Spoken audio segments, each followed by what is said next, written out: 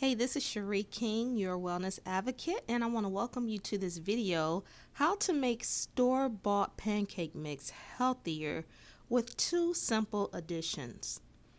Now, shh, can you keep a secret?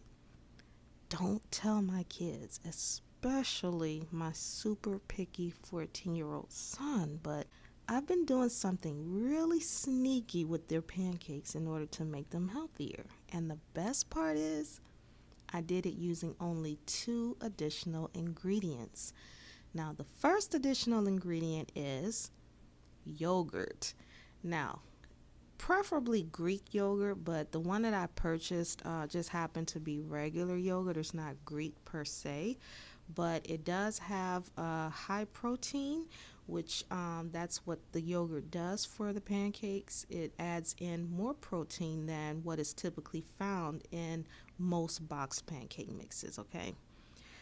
Now, what you'll want is a full or at least high fat yogurt. That's best, okay? So try to get one that is, not low fat or 2% or 0% and all this other kind of stuff like that. You want to have the fat in there because good fats are needed in your diet, all right? So make sure you get one that's either full or high fat.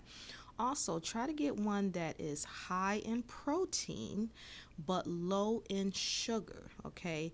Now, as low as you can find, because there is going to be some sugar content even if you get plain, but you don't want the sugar to be too high, especially if it's higher than the amount of protein and higher than the amount of fat, okay? Now, here's a quick tip. There are some other protein sources that you can add to your pancake mix, such as protein powder or meal replacement powder, which I have a suggestion for one in the description if you want to check that out. You can add nuts. For example, some people like pecan pancakes, some people like almonds, or you could use almond meal or something like that, almond flour that's been ground up and everything.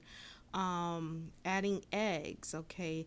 Now, you might want to be a little careful about the egg part because it may change the consistency and the texture of your pancakes, especially if you get the complete variety, which you just add water. But if you're going to get the one that's incomplete, that requires you to add milk, eggs, and oil, then that may work out a little differently. You can try it and test it out yourself and see, but I've tried adding eggs before to the just add water kind of pancake mix, and it kind of changed the texture of the pancakes in my opinion.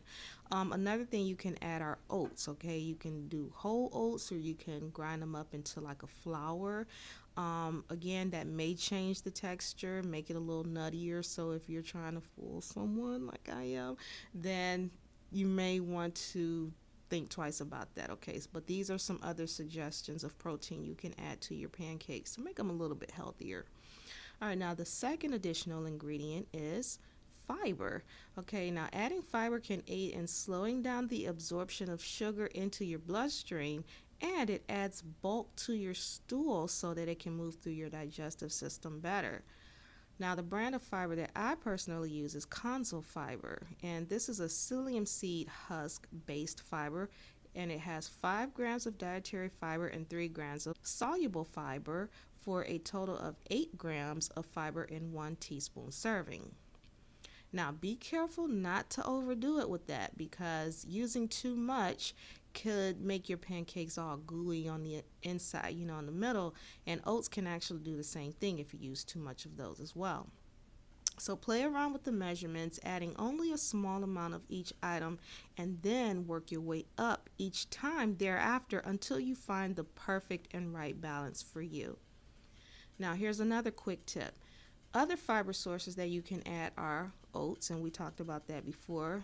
There's bran, which probably would change the texture again as well. But if you don't mind the little nutty texture or whatever, then those are great. Apples, if you want maybe like an apple cinnamon type pancake.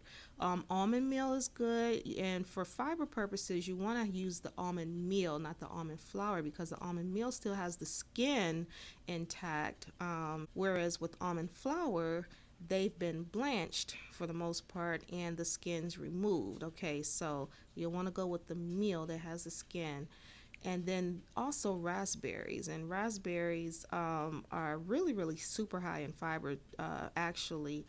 And if you didn't want to put them in the actual pancake, you could make like a topping, like some kind of a raspberry jam or syrup or something like that. Okay, now here are a few bonus tips.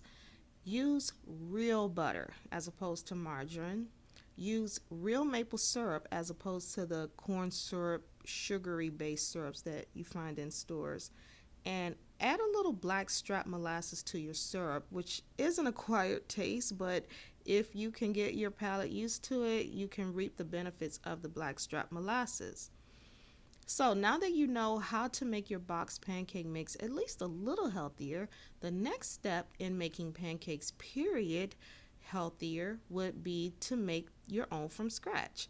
But until then, making these few adaptations are definitely a step in the right direction towards improving your health one day, one step, one bite at a time. By the way, I left out a lot of details in this particular video in order to keep it short and sweet. However, you can get more details if you read my blog post, and you can find the link to that in the description. I want to thank you for watching this video. Please be sure to share it with others that you may feel would find this helpful. And don't forget to subscribe to my channel, okay? Again, I'm Cherie King, your wellness advocate, and you can also get more great wellness tips by visiting my blog at gethealthycleanandlean.info. Till next time, bye for now.